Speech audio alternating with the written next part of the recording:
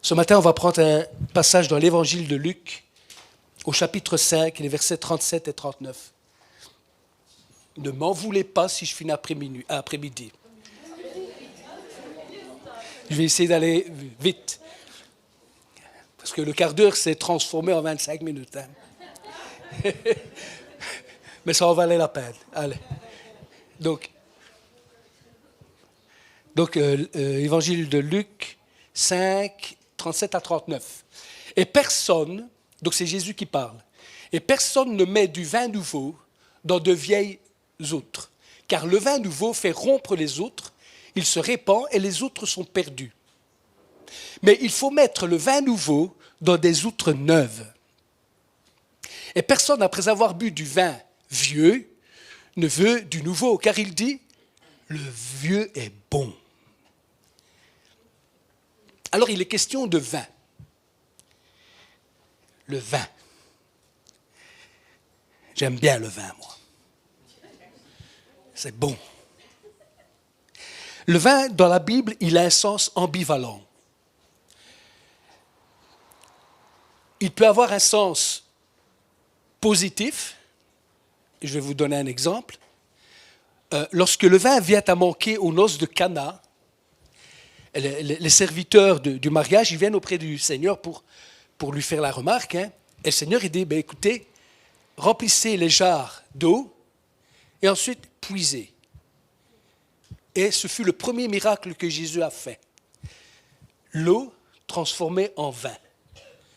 Et l'ordinateur, comment est-ce qu'on dit, l'organisateur du mariage, il a été étonné parce qu'il dit, c'est la première fois que je vois ça. Il dit d'abord on sert le moins bon et à la fin on sert le meilleur. Non, le vin vieux et puis on sert le plus jeune. Non, c'est le contraire, voilà. Et ici, il fait la remarque, mais ici on sert le nouveau et en plus il est meilleur. Et donc, dans les choses de l'esprit, tout ce qui est nouveau est meilleur. Et donc ici, on voit que c'est un sens positif. Et je vous fais remarquer que quand l'eau a été transformée en vin, il n'a pas été transformé en vieux vin. C'était du vin nouveau. C'était quelque chose de nouveau. Et ensuite, le vin peut aussi avoir un sens qui est négatif. Je vais vous donner un exemple. Quand par exemple, on lit dans le livre de l'Apocalypse quelque chose de prophétique qui nous dit que les nations boiront la coupe de vin de la colère de Dieu. Là, franchement, on voit que c'est vraiment négatif. Mais, en revanche, tout ce qui concerne le vin nouveau, c'est quelque chose de bon. Ça a toujours un sens positif. Et le vin, c'est le signe de la joie, c'est le signe de la réjouissance, c'est le signe de la fête, hein, les noces de Cana par exemple, mais c'est aussi, c'est annonciateur que vin nouveau, c'est aussi annonciateur de quelque chose de bon va arriver. Quelque chose de bon s'est mis en marche et ça va arriver ici, dans notre Église et un peu partout dans les nations. Il y a quelque chose, Dieu est en train de préparer quelque chose de bon. Un vin nouveau qui est magnifique. Et le vin nouveau n'est pas quelque chose qui est réservé uniquement au Nouveau Testament, figurez-vous. Il était déjà question de vin nouveau dans l'Ancien Testament. Par exemple, lorsque Israël était sorti du pays d'Égypte pour se rendre en Canaan, en terre promise, eh bien, dans le désert, Dieu fait une promesse à Israël. Si tu veux bien prendre le Deutéronome 11, 13 à 16. Et donc c'est Dieu qui parle et il s'adresse à Israël. Et il arrivera que si vous écoutez attentivement mes commandements que je vous commande aujourd'hui, pour aimer l'Éternel votre Dieu et pour le servir de tout votre cœur et de toute votre âme, alors je donnerai la pluie de votre pays en son temps, la pluie de la première saison et la pluie de la dernière saison. Et tu recueilleras ton froment, ton mou et ton huile. Et je donnerai l'herbe dans tes champs pour ton bétail, et tu mangeras et tu seras rassasié.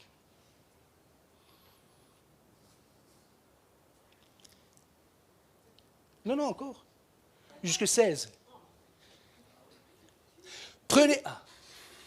Prenez garde à vous, de peur que votre cœur ne soit séduit. Je m'arrête là. Alors vous allez me dire, Salvatore, où est-ce que tu vois le vin nouveau là? C'est bien. Mais moi je le vois.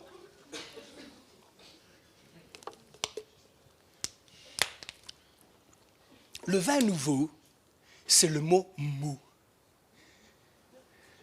Reprends le verset 15. Non, après? Ah oui, là. Le mou. Et le mou, en hébreu, ça se dit tihirosh. Ah, tihirosh. Ah, je l'ai bien dit. Tihirosh. Et vous savez ce que ça veut dire? Ça veut dire le jus de raisin. Et quand vous pressez un raisin, c'est le futur vin nouveau. C'est ça le vin nouveau. Et donc, ici, nous voyons que le vin nouveau, il a une valeur prophétique. Dieu est en train d'annoncer à son peuple qu'il y a quelque chose de bon qui va vous arriver.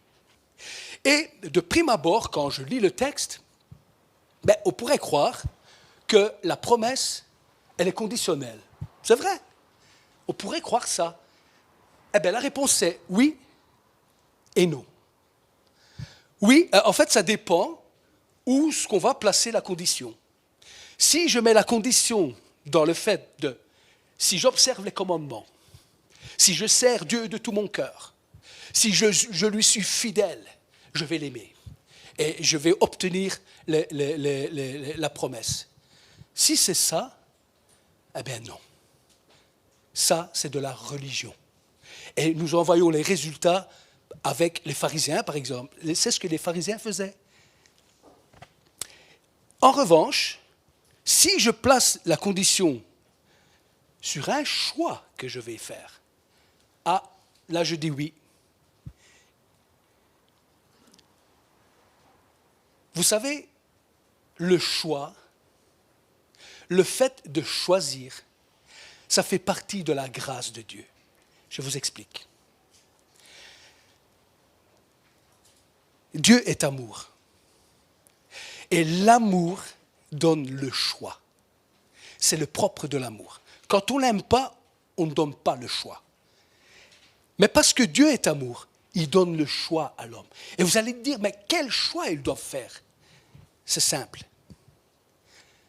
Choisis d'aimer Dieu. Ouais. Choisis d'aimer Dieu. Si je choisis d'aimer Dieu, vraiment, sans aucune feinte, mais pas de mon amour à moi, mais de l'aimer avec l'amour que lui, il a répandu dans ma vie par l'Esprit Saint. Parce que Dieu a répandu dans nos cœurs son amour. Et ce n'est pas pour faire des belles phrases à mettre dans un cadre suspendu au mur de notre salon. Non. Dieu déverse sur nous son amour pour qu'il nous rende capables de l'aimer à notre tour de son amour. Et ça, c'est un choix. Qu'est-ce que je vais faire de l'amour de Dieu qu'il a versé sur moi? Donc ce n'est plus un mérite, c'est un choix. Et Dieu dit, choisis de m'aimer. Parce que l'amour est fécond. L'amour est productif. Il suffit de garder deux êtres qui s'aiment. Non seulement ils vont faire des petits bébés, hein, c'est fécond, mais je vais être fidèle à ma femme. Bon, je parle, moi, parce que je suis un homme, je vais être fidèle. Donc, les conséquences, le fruit de l'amour, c'est la fidélité, la confiance, le service et l'obéissance. Et donc, si je comprends bien, si je choisis d'aimer Dieu, tout ce qui va découler de cet amour que j'aurai pour Dieu, ce sera des fruits, ce seront des conséquences. De toute manière, quel que soit le choix que je fais de l'aimer ou de ne pas l'aimer, ça ne veut pas dire que je vais le haïr. Ça ne veut pas dire ça. Ça veut dire que je choisis de ne pas l'aimer. Sincèrement, honnêtement.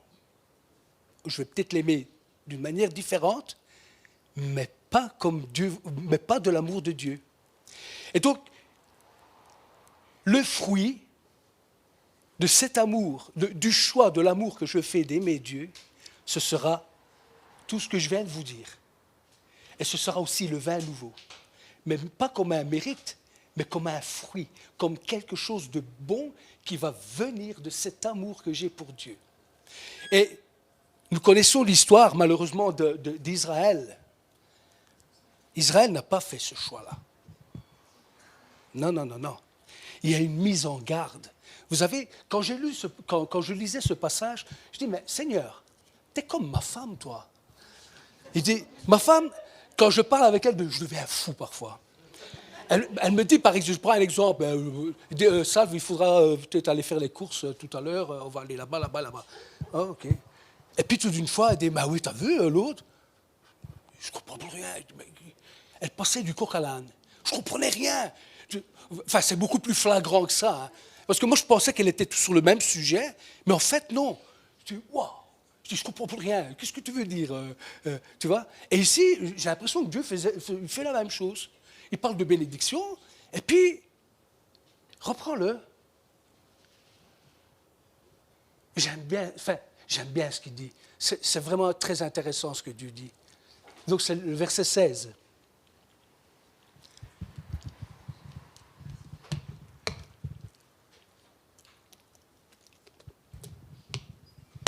Écoutez ce qu'il dit. Prenez garde à votre ennemi. C'est ça qu'il dit? C'est pas ça qu'il dit. Il ne dit pas ça. Il ne dit pas prends garde à ton ennemi. Qu'est-ce qu'il dit? Prends garde à toi. Prends garde à toi. Wow. Il me l'a déjà dit. Hein. Prends garde à toi. Écoutez la suite. De peur que ton cœur ne soit séduit. Parce que la séduction, elle ne viendra pas de toi. La séduction viendra de quelque chose extérieur à toi qui voudra s'introduire en toi. Pour ne pas que tu entres dans ce vin nouveau. Et donc, Dieu ici, quand il dit ces paroles, c'est pas méchant. C'est vraiment de l'amour. Prends garde. Prends garde à toi et ne laisse pas ton cœur se laisser séduire. Prends garde. Et vous savez quoi? Nous connaissons l'histoire d'Israël. Mais ils se sont laissés séduire. Regardez ce qui s'est passé dans le désert.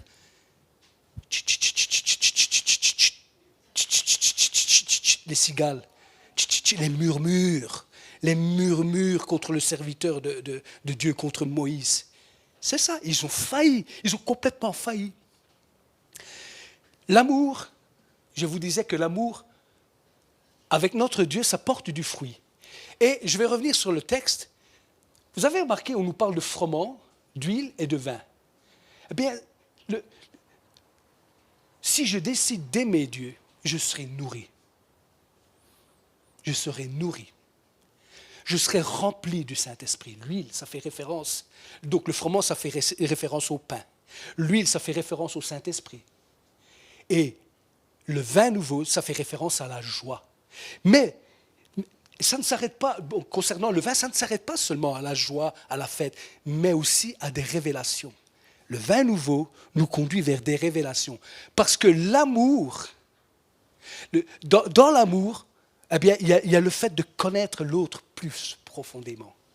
Et pour connaître l'autre plus profondément, j'ai besoin de révélations.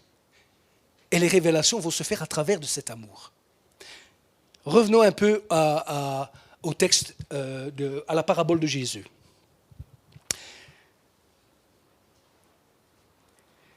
Jésus, cette parabole est donnée aux chefs religieux. Et il y a un contexte. Mais ce qui m'intéresse, ce n'est pas tellement le contexte, là, tout de suite. Parce que c'est vrai qu'il y a eu un contexte, les Juifs ont été scandalisés par le fait qu'un collecteur d'impôts, Lévi, un traître à la nation juive, s'il vous plaît, c'est ça que ça veut dire. Un traître invite Jésus à table. Waouh! Mais il faut savoir que la table, chez les Juifs, c'est un signe de communion. Et voilà un homme qui se prétend homme de Dieu, il s'assied avec un traître, pire, avec des gens de mauvaise vie. Et donc c'est suite à ça que les Juifs ont lâché cette parole. Mais ce n'est pas de cette... l'ambiance, le contexte, moi je veux aller le chercher encore avant. Et Luc il nous en parle. Tout a commencé au baptême de Jésus. Lorsque Jésus fut baptisé, Luc nous rapporte, et les évangiles nous rapportent que l'Esprit de Dieu, il prit Jésus et le conduisit dans le désert pour y être tenté 40 jours et 40 nuits par le diable. Et Luc nous fait savoir que Jésus, il en sort de ce désert rempli du Saint-Esprit. Ah, ce que Israël avait raté, ce que Israël avait loupé, 40 ans, Jésus l'a réussi. Ah, Jésus a fait le choix d'aimer Dieu. Jésus a fait le choix d'aimer son Père. Et quand on fait le choix d'aimer Dieu, on triomphe de tout. Mais de tout. De tout. Et c'est comme ça que, c'est par le triomphe de quelqu'un qu'on sait voir s'il aime Dieu ou pas. Quand on aime Dieu, on triomphe. On triomphe de tout.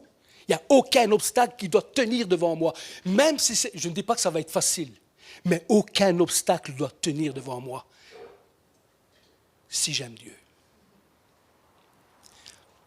Ensuite, Luc nous rapporte que donc, il est triomphant et il en sort rempli du Saint-Esprit. Ça sera Pierrot de Maute qui nous en parlera un jour. Hein. Je n'ai pas oublié. Et donc, il en sort rempli de la puissance du Saint-Esprit, pardon, et il ajoute, et sa renommée commence à se répandre dans tout le pays.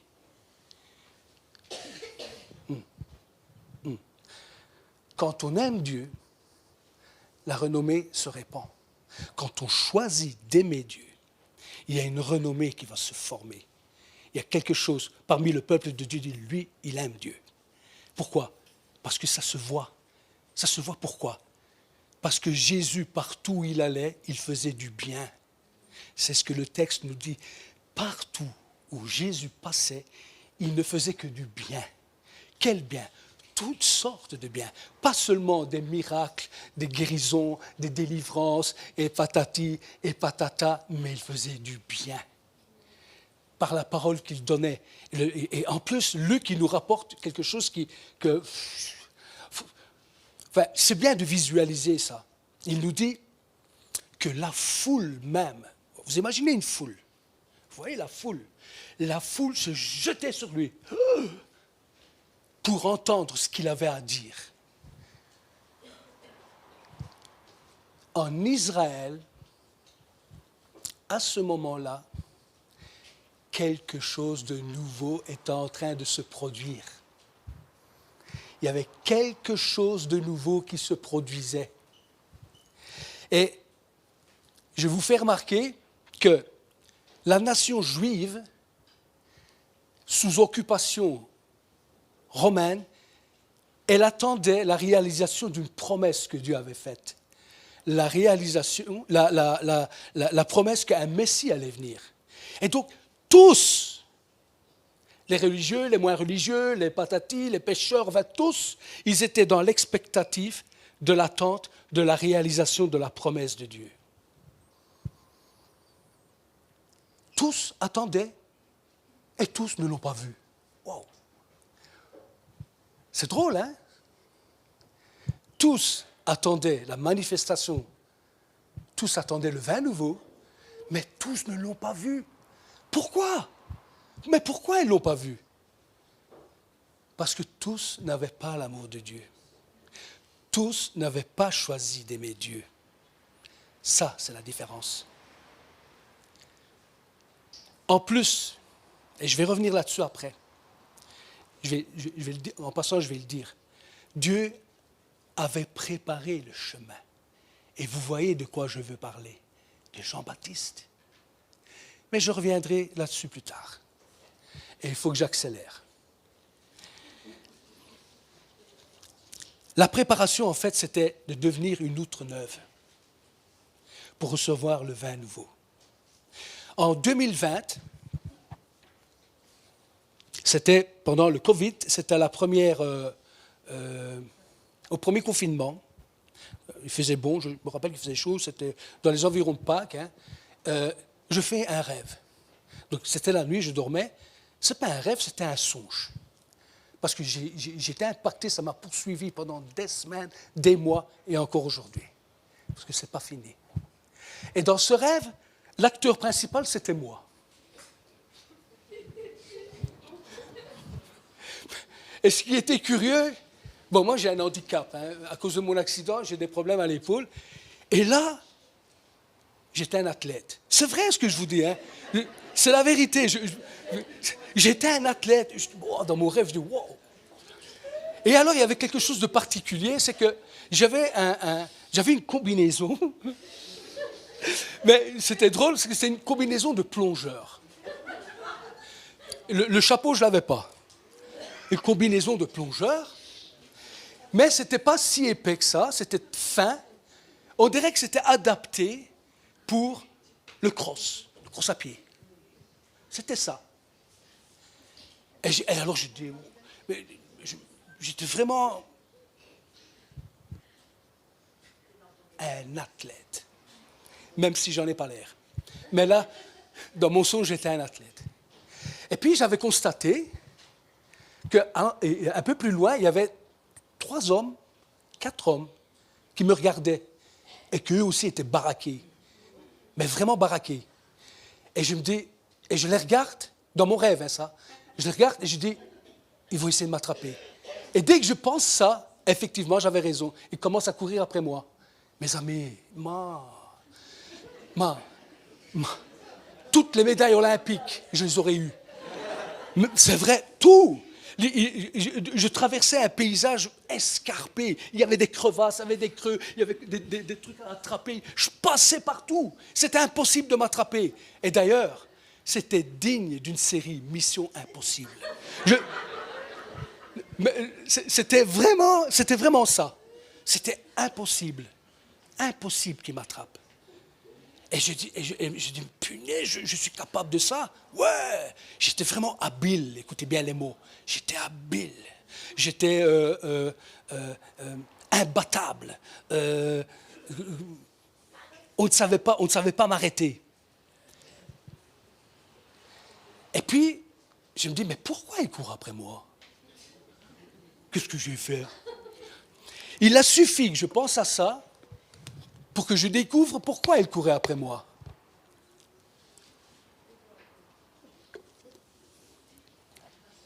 Donc c'était mission impossible. Et vraiment, c'était mission impossible. C'était impossible qu'il m'attrape. C'était impossible. D'ailleurs, ils ne m'ont jamais attrapé. Et je dis, mais pourquoi il court après moi?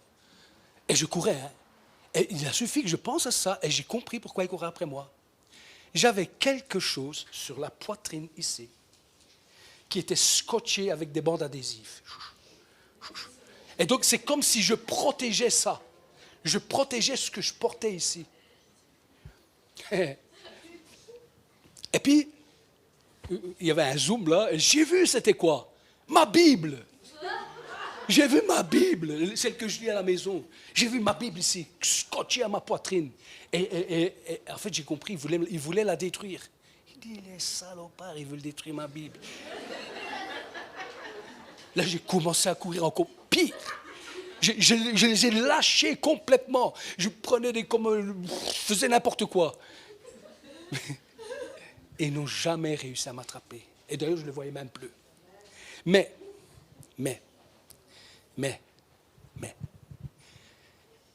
je ne sais pas pourquoi, Je ne sais pas pourquoi. Bon, c'est un songe. Tout d'une fois, les bandes adhésives commençaient à se défaire.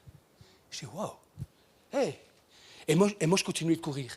Et alors, quand la bande adhésive s'est rompue, elle a arraché ma Bible, parce qu'elle s'était scotchée, elle a arraché. Les feuilles ont commencé à voler tellement que je courais vite. Et la Bible, elle est partie en 1000 bouquets, en 1000 morceaux. J'avais plus de Bible. Ma Bible, je l'avais perdue. Et je dis, mince, j'ai loupé. Ils n'ont pas réussi à m'attraper, mais j'ai raté. Je n'ai pas su garder ma Bible. Je ne comprenais pas encore le rêve. Je ne comprenais pas le sens.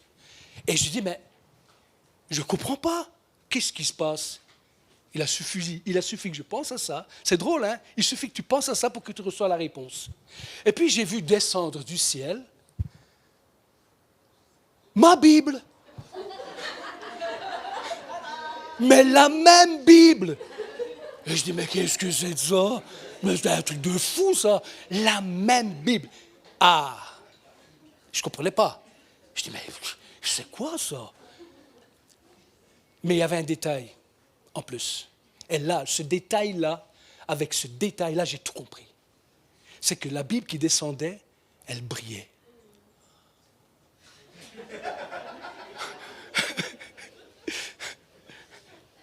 J'ai tout compris. Après, je me suis mis à méditer. En fait, vous avez déjà vu la série Mission Impossible? En fait, ils réussissent leur mission. Et ce qui me poursuivait, c'était de Dieu. Dieu, il m'a dit, je veux que tu te dépouilles de tout ce que tu sais, de tout ce que tu as appris, de tout ce vieux vin. Écoutez bien, parce que moi, je vais faire de toi maintenant une outre neuve. Oh, j'étais content, je vous assure, quand il m'a dit ça, waouh! Je vais avoir des révélations, parce que c'est ça, je vais avoir des révélations. La Bible, là, c'est des révélations. Sur le coup, oui. Mais après, punaise. Vous savez ce qui s'est produit? Mais je vous parle, maintenant, 1 mois, 2 mois, 3 mois, et c'est toujours continué encore maintenant, c'est pas fini. À un moment donné, parce que j'ai décidé d'aimer Dieu, vous comprenez? J'ai accepté de tout lâcher, c'est pas facile. J'ai lâché le bon et le mauvais. J'ai tout lâché. Écoutez bien, c'est vraiment important. J'ai lâché le bon et le mauvais. J'étais dénudé. Et puis, je dis, j'étais si habile. Bible en main, j'étais le pape. Bible en main, j'étais plus intelligent que Dieu. Alors que Dieu dit, non, c'est pas ça que je dis. Donc, tout ce que je faisais, là, le truc d'athlète, c'est l'habileté que j'avais avec toutes mes fausses croyances. Mais il n'y avait pas que des fausses croyances, il y avait des bonnes choses aussi, je vous l'ai dit. Mais j'étais habile. Vous savez, les chrétiens, nous sommes comme ça. Hein? On a réponse à tout. Hein? Vous n'avez pas remarqué ça? Moi, je n'ai pas peur de le dire, hein? J'avais réponse à tout. Oh, je traverse ça. Oh, oui, mais ça, c'est Dieu, ta. L'autre, il me regarde, il me dit, c'est un ange, lui. Non. Lâche tout. Je veux que tu deviennes une outre neuve, parce que je me prépare à te donner un vin nouveau.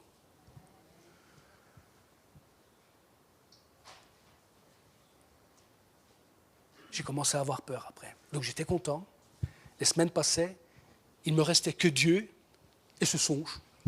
Parce que je le méditais. J'ai découvert des choses. Et j'ai dit, punaise, je vais tout lâcher. Parce que moi, je décide d'aimer Dieu. J'abandonne tout. Ça fait peur. À un moment donné, je ne savais plus rien. Vous me le croyez ou vous ne me le croyez pas, je ne savais plus rien. D'expert que j'étais, je suis devenu un rien. Je parlais avec des gens ici, je dis, il en sait des choses, lui. Moi, je ne savais plus rien. J'avais décidé de ne plus rien savoir. Vous comprenez? J'avais décidé ça, je mets de côté, je m'en fous. Moi, je veux ce que le Seigneur veut, même si ça fait mal. J'ai fait ça. Et puis, un petit peu à la fois, vous savez, alors, il y a des choses que Dieu révèle. Et quand il révèle des choses, il prend ce qui était vieux mais bon, il le remet en moi et ça prend une autre dimension, un autre sens plus profond. Vous comprenez? Ce qui était bon. Et j'ai remarqué, donc ça devient plus profond et ça prend un autre sens dans une nouveauté de choses. Et j'ai constaté aussi que la profondeur, eh bien, il y a un effet secondaire, c'est que ça s'étend. Je ne sais pas comment vous expliquer ça, mais la profondeur, ça s'étend. Et ça prend beaucoup de proportions sur la connaissance de Dieu. Moi, je parle de connaissance spirituelle. Je ne suis pas en train de parler de connaissance de la Bible. Luc 4.2 dit ça. Pas ça. Connaissance spirituelle, la connaissance de Dieu, la révélation de Dieu. En fait, ça tourne alentour de ça. Dieu se révèle. Dieu se révèle. Jésus, quand il est venu, il y a quelque chose de nouveau. Jésus révélait Dieu. C'est ça la nouveauté. C'est ça le vin nouveau. Il n'y a pas de meilleur vin. Il n'y a pas de meilleur vin nouveau que Dieu. Il n'y en a pas. Il est tout. Et le vin nouveau, dans le vin nouveau, vous savez, l'Écriture il dit tout est accompli. Ouais, c'est vrai. Et alors, tu as tout pris? Tu as tout saisi? Et Dieu, les révélations, c'est ça. Dieu, il veut qu'on s'approprie du tout est accompli. Et il y a beaucoup de choses que l'Église n'a pas encore saisies. Et on ne peut saisir ça que par le vin nouveau. Que si on accepte d'aimer Dieu et on accepte de lâcher le vieux, on accepte de lâcher tout ce qui est vieux. Et puis j'avais fait un deuxième songe. Bon, je ne veux pas mais là c'était une mise en garde. Prenez garde à toi-même. Et je ne l'ai pas pris comme quelque chose de méchant ou rien du tout. Je l'ai pris dans le sens, je veux que tu goûtes à mon vin nouveau. Et donc, je vais t'avertir de quelque chose pour ne pas que ça arrive. C'est comme ça que je l'ai pris.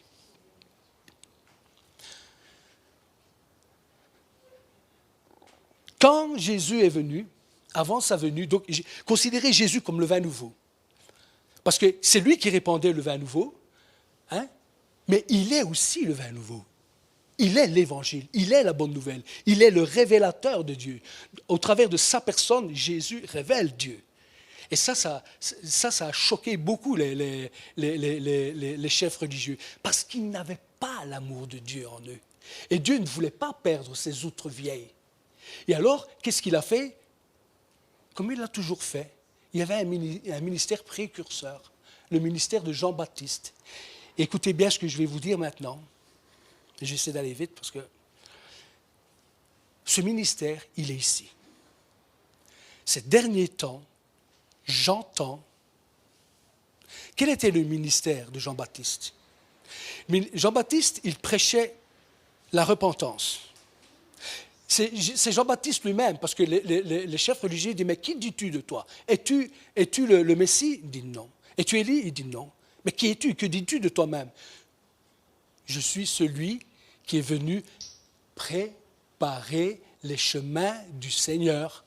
Vous voyez, Dieu, il ne veut perdre aucune outre vieille. Il n'y a rien de mal à être une vieille outre, vous savez ça. Vous savez que la vieille outre, avant d'être vieille, elle était jeune, hein? Le vin à l'intérieur, non, ouais, bon, ok. Le vin qui est à l'intérieur, avant d'être vieux, il était jeune. Donc, une vieille outre et le vin vieux, avant, c'était une outre jeune et une outre vieille. C'est normal, une outre jeune. Donc, c'est normal que ça vieillit. Donc, il n'y a aucun problème avec ça. Mais, si tu veux recevoir du nouveau, il faut abandonner le vieux. Et il faut accepter que Dieu fasse de toi une outre neuve. Ministère de Jean-Baptiste. Ministère de la réconciliation. Vous avez déjà entendu ces derniers temps, encore aujourd'hui, il y a quelqu'un qui a prophétisé ça. C'est toi. Ces derniers temps, vous l'avez entendu, hein? Dieu revient à la charge avec ça. Et moi, franchement, ça me fait penser au ministère de Jean-Baptiste. Dieu revient à la charge avec ça. Réconciliez-vous. Réconciliez-vous. Réconciliez-vous. Dans tous les réveils de l'histoire de l'Église, ils ont connu un temps comme ça. Tout réveil a commencé par une repentance. C'est vrai, Pierre de Maude, par une repentance. Parce que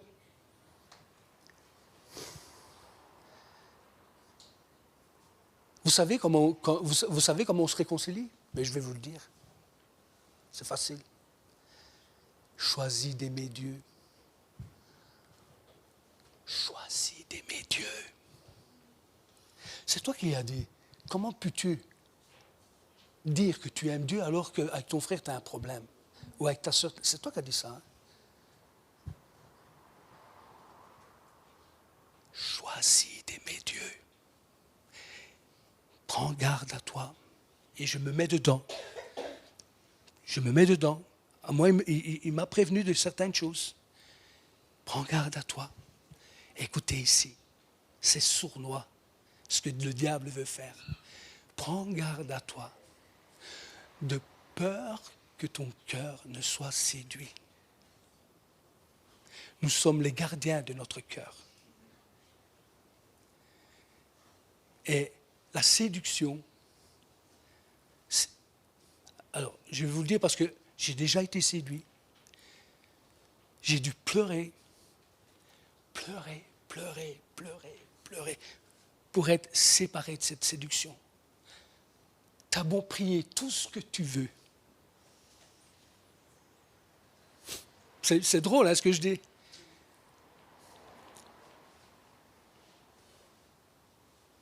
Mais vous savez où se trouve la solution? Choisis d'aimer Dieu. C'est un choix. La réconciliation, c'est un choix. Que tu aies tort ou que tu aies raison, on s'en fout. Ce qui compte, c'est réconcilier. C'est comme ça qu'on verra que l'amour de Dieu est ici. Réconciliez-vous. Je veux culpabiliser personne. Personne. Ça ne m'intéresse vraiment pas. Et si je vous dis ces choses, en fait, j'ai été poussé, quand je préparais le message, je n'avais même pas prévu de dire ça. Et tout d'une fois, il y avait cette pensée, et ça commençait à couler. Ah, je dis, il faut que je le dise. J'ai compris que je devais le dire. Et donc je le dis. Choisissez d'aimer Dieu. Voyez ce que je dis?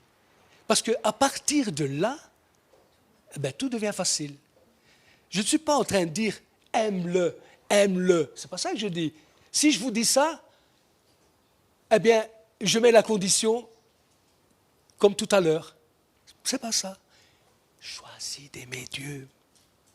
Et je suis d'accord avec vous que choisir d'aimer Dieu, ce n'est pas facile ce qui va se produire. Vous savez ce que ça nous demande? Je vais vous le dire. Si je choisis d'aimer Dieu, ça va faire en sorte que je devienne une outre neuve. Parce que le problème des pharisiens, c'était la dureté, la rigidité. Les outres vieilles, elles deviennent rigides. Vous avez remarqué ça? Vous avez pensé à ça? C'est pour ça qu'on ne met pas le vin nouveau dans une outre vieille. Parce que l'outre vieille est tellement rigide que le vin nouveau qui est plein de vie, innocent, bam, il fait tout péter. Mais Dieu ne veut pas ça. Dieu, il n'a rien contre le vin nouveau, les vieilles outres. Il dit maintenant, moi je veux que tu aies le vin nouveau. Parce que le vin nouveau, c'est de nouvelles révélations. Prépare-toi. Mais ça commence par la réconciliation. Et je vais terminer. Dans chaque réveil, il y a un détail qui passe avant tout. Dieu révèle, donc c'est une révélation, hein, son amour, tout le temps. Tout le temps. C'est Dieu. Dieu est comme ça. Dieu, il aime. Il aime son pire ennemi. Il aime. Je ne vois pas Dieu avec de la haine dans son cœur. Je ne vois pas ça. Je ne sais pas voir ça. Non. Tout ce qui arrive à ses ennemis, c'est le choix qu'ils ont fait, les conséquences, le fruit qu'ils portent. Vous voyez? Faisons le choix d'aimer Dieu et ça va porter du fruit. Et ça commence toujours par la réconciliation. Alors, je vais faire comme Jésus. Je ne me prends pas pour Jésus. Que celui qui a des oreilles Alors je prétends que ce que je dis ce matin, ça vient de Dieu. Je le prétends, je n'ai pas peur de le dire. Que celui qui a des oreilles pour entendre, entende ce que l'Esprit dit. Bon dimanche. Je ne vais pas faire un appel, ça ne sert à rien. C'est un choix. C'est un choix. Combien de fois, écoutez, après je vais terminer, combien de fois je m'avance dans des appels? Je vais, je reçois rien. Je reçois, oui, j'étais béni, des frissons, tout ce qu'on veut, mais il n'y a rien qui s'est fait. Mais parce que je n'ai pas fait le choix. Choisis, et Dieu sera avec toi dans ton choix. Choisis d'aimer Dieu. Choisis d'aimer Dieu. Choisis. Dieu nous encourage de faire ce choix. Dieu veut que tous nous entrions dans ce vin nouveau. Dieu désire plus que tout au monde que ce vin nouveau, tous soient dans la joie, dans la fête, tous entrions dans cette nouvelle dimension de la gloire de Dieu. C'est Dieu qui veut ça. Et c'est pour ça qu'il nous prévient, prends garde à ton cœur de peur qu'il ne soit séduit. Voilà, allez, bon dimanche.